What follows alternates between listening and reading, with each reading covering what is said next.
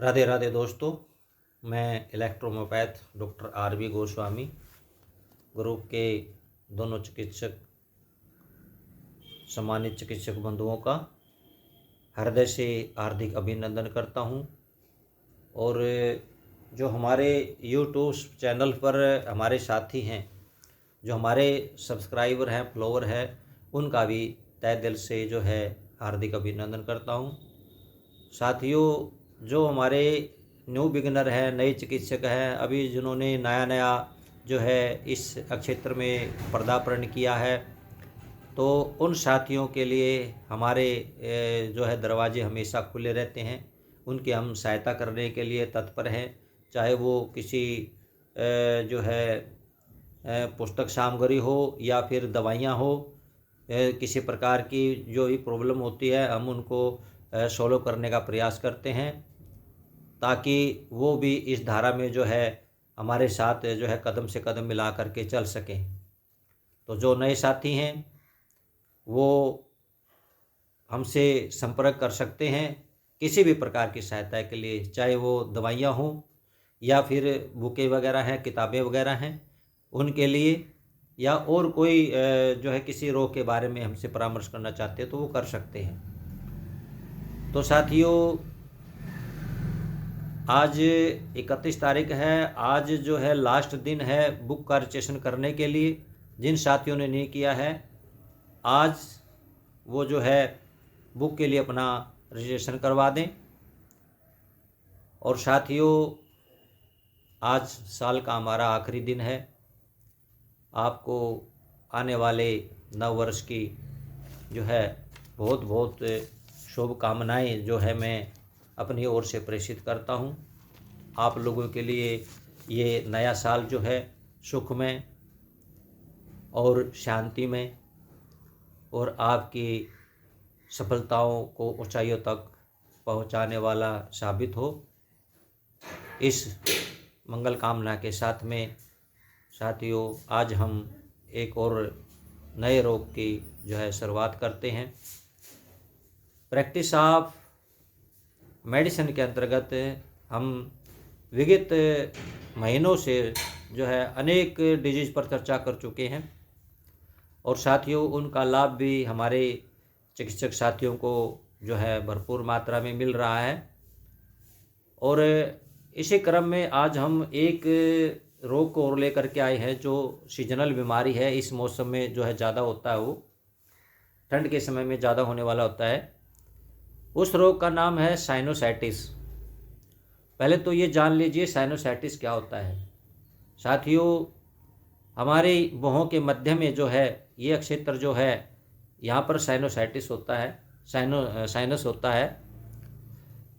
तो साइनस में जब किसी प्रकार की कोई ब्लॉकेज आ जाती है, कोई रुकावट हो जाती है, तो उस समय ये साइनस सूज जाता है। उस स्थिति को साइनोसाइटिस कहते हैं। ये रोग अगर 3 महीने से ज़्यादा हो जाए तो उसको हम क्रोनिक बोलते हैं, और तुरंत है तो उसको हम तीव्र साइनोसाइटिस भी कहते हैं, एक्यूट भी कहते हैं। और यही जो साइनोसाइटिस है जो क्रोनिक होकर के पुराना हो जाता है, 2 महीने, 3 महीने, 4 महीने, तो उसको फिर हम क्रोनिक साइनोसाइटिस कहते हैं।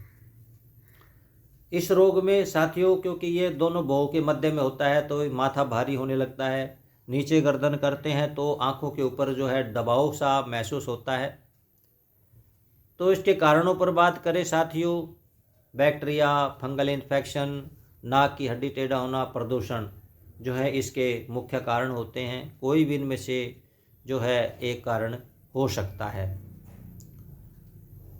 इसके लक्षणों में अगर हम बात करें साथियों, इस रोग में जो है सिर में दर्द होता है, बुखार आता है, नाक बहने लगती है,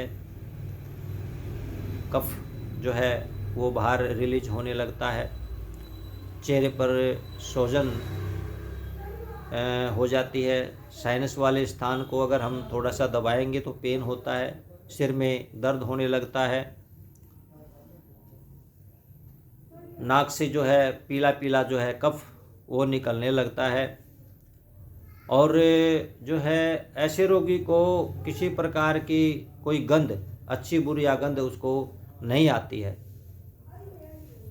तो खांसी या कफ भी जो है इस रोग में रोगी को होता है। तो साथियों, इस प्रकार के जो लक्षण दिखाई देते हैं वो साइनोसाइटिस के लक्षण हैं। और तकरीबन अब ये जो सीज़न चला हुआ है, सर्दी बहुत ज़्यादा बढ़ी हुई है, तो इसमें ये प्रॉब्लम बहुत ज़्यादा देखने को आ रही है। सर्दी जुकाम है, सिर में दर्द वगैरह है, तो उनको ये प्रॉब्लम हो जाती है। तो इसका उचित कारण जान करके ही हमें इसकी चिकित्सा करनी चाहिए। वो बैक्टीरियल इन्फेक्शन है या फंगल इन्फेक्शन है या फिर जो है मौसमी एलर्जी है, जो भी है उसको देख करके उसका हमें इलाज करना चाहिए। तो साथियों, इसके साथ साथ में जो हम इलेक्ट्रोहोम्योपैथी में इसका ट्रीटमेंट क्या दे सकते हैं, तो साथियों इस पर चर्चा करते हैं। इलेक्ट्रोहोम्योपैथी में हमारा जो है बीपी, बीसी और P2 और BE। तो साथियों, इसमें बीपी की 20 ड्रॉप लेनी है, बीसी की 10, P2 की भी 10 लेनी है और ब्लू इलेक्ट्रिसिटी की 20 ड्रॉप लेनी है। D4 से 30 ml में डाल लेनी है खाली बोतल में, और उसमें बाकी का डिस्टिल वाटर आपने भर लेना है। इसकी 10 बूंद दिन में 4 बार रोगी को दे, गर्म पानी में डाल करके, 1 कप पानी में डाल करके रोगी को दे दें। दूसरा हमारा जो कंपोजिशन यहाँ पर है साथियों, C2, विनेरियोवन, GE और YE, ये 4 मेडिसिन लेनी है। 10-10 बूंदें जो है D4 से लेनी है। और अगर अक्यूट है तो 10-10 बूंदें ले लें। अगर ज़्यादा क्रोनिक होगा है तो वहाँ पर आप 5-5 बूंदे का भी प्रयोग कर सकते हैं। तो ये आपने देखना है। तो 10-10 बूंदें हमने अक्यूट में यहाँ पर ली है, क्योंकि ज़्यादातर अक्यूट ही होता है ये। तो 10-10 बूंदें हमने इसमें D4 से ली हैं और खाली बोतल में डाला इसको, बाकी का डिस्टिल वाटर इसके अंदर डाल दिया। 10 बूंद 2-2 घंटे पर गर्म पानी के साथ में रोगी को दें। साथियों, इसके साथ साथ नेजल ड्रॉप भी बनाएं। नेजल ड्रॉप में क्या करना है, A2, C2, F2, YE और GE, ये 5 मेडिसिन हैं। D3 से लेना है साथियों इसको, 12 ड्रॉप। यहाँ 1:9 का रेशियो हमारा बन रहा है, तो 27 ml डिस्टिल वाटर में इसको डाल देना है। रोज़ वाटर में आप इसको डाल सकते हो, या फिर डिस्टिल वाटर में जिसमें RS ना मिला हो उसके अंदर भी डाल करके आप रोगी को ये दे सकते हैं। और उसको बोले कि 2-2 बूंदे जो हैं वो नाक में इसमें डालता रहे। तो साथियों, ये तो हमारा जो है इलेक्ट्रोहोम्योपैथी का जो है ट्रीटमेंट था। इसके साथ साथ में साथियों, अदरक, तुलसी, इलायची वाली चाय का प्रयोग रोगी करे, गर्म पानी का प्रयोग रोगी करे। इसके साथ साथ में जो पथ्य में जो है हमें डाइट प्लान में क्या क्या ले, डाइट प्लान में जैसे पुराना चावल है, गेहूं है, मक्का है, जौ है, रागी है, तो इस तरह का जो मोटा अनाज है वो उसका प्रयोग करें। फलों में सेब है, संतरा है, अंगूर है, पपीता है, चीकू है, इस प्रकार के जो फल हैं वो फलों का प्रयोग करें। इसके साथ साथ में फलों के रस का भी प्रयोग आप इसके अंदर कर सकते हैं साथियों। और सब्जियों में है जैसे हरी सब्जियां जो है रोगी को ज़्यादा मात्रा में दें, जैसे गाजर है, आलू है, मटर है, तोरी है, भिंडी है, गोभी वगैरह है। जैसे जो भी सीजनल जो है सब्जियां, हरी सब्जियां हैं, वो मेथी वगैरह जैसे हो जाती है, तो ये रोगी को खाने की जो है उसके डाइट में शामिल करवाएं। और साथियों, इसके अतिरिक्त जो अपथ्य है उसमें हमें रोगी को क्या नहीं देना है, दूध से बना हुआ कोई पदार्थ रोगी को ना दें। सबसे पहले मांस मीट उसका बिल्कुल बंद कर दें। गुटखा, पान, तंबाकू वगैरह, शराब, बीड़ी का, सिगरेट का जो है सेवन जो है रोगी को ना करने दें। और किसी प्रकार का जो गरिष्ठ भोजन है जो पचने में बहुत भारी है, ऐसे रोगी को जो है ना दें। और इसके साथ साथ में जो तीखे मिर्च मसाले हैं, फास्ट फूड वगैरह, जंक फूड वगैरह है, वो भी रोगी को ना दें। तो इस प्रकार से अगर हम और कपालभाति प्राणायाम, अनुलोम विलोम, भ्रामरी रोगी को जो है आसन करने के लिए बताएं। प्रतिदिन कम से कम 1 घंटा जो है अगर धूप निकलती है तो रोगी अपने शरीर को धूप जरूर लगाए।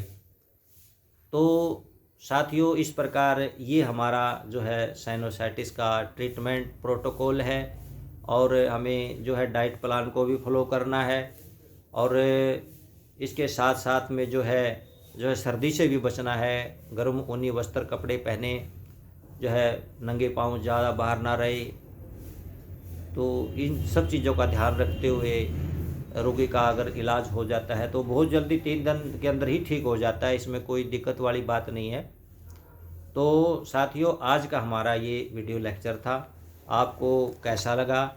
इस विषय में जो है अपना फीडबैक जो है वो ज़रूर दें, ताकि मुझे ये पता चलता रहे कितने हमारे साथी जो हैं इस वीडियो को देख रहे हैं, सुन रहे हैं। तो साथियों, एक बार फिर जिन साथियों ने जो है बुके अपनी रजिस्ट्रेशन नहीं करवाया है, आज लास्ट दिन है, वो करवा ले। आगे तिथि जो उसकी हम नहीं बढ़ाएंगे, क्योंकि अब किताब जो है हमारी पूर्णता की ओर जा रही है और अगले महीने में जो है इस पर जो है प्रिंट वगैरह का जो है इसकी प्रूफ रीडिंग वगैरह करने के पश्चात में प्रिंट के लिए भेज दी जाएगी। तो साथियों, जिनका अभी रजिस्ट्रेशन रह रहा है तो वो अपना जल्दी से रजिस्ट्रेशन करवा ले, फिर बाद में जो है उसको जो है पूरे मूल्य में उसको वो किताब दी जाएगी। फिर बाद में ये मत कहना कि जो है ये किताब आपने पहले इतने रुपए में दे रखी है, अब इतने में दे रहे हैं आप। तो मैंने तो पहले से ही मैं आप लोगों को इस बारे में जो है सूचना दे रहा हूँ बार बार। तो साथियों, आज के लिए बस इतना ही। जो हमारे साथी नए हैं इस चैनल को देख रहे हैं, वो चैनल को सब्सक्राइब कर लें, बेल आइकन का बटन भी प्रेस कर दें। यदि आपको ये वीडियो अच्छा लगे तो इसको लाइक ज़रूर करना। तो साथियों, आज के लिए बस इतना ही। राधे राधे।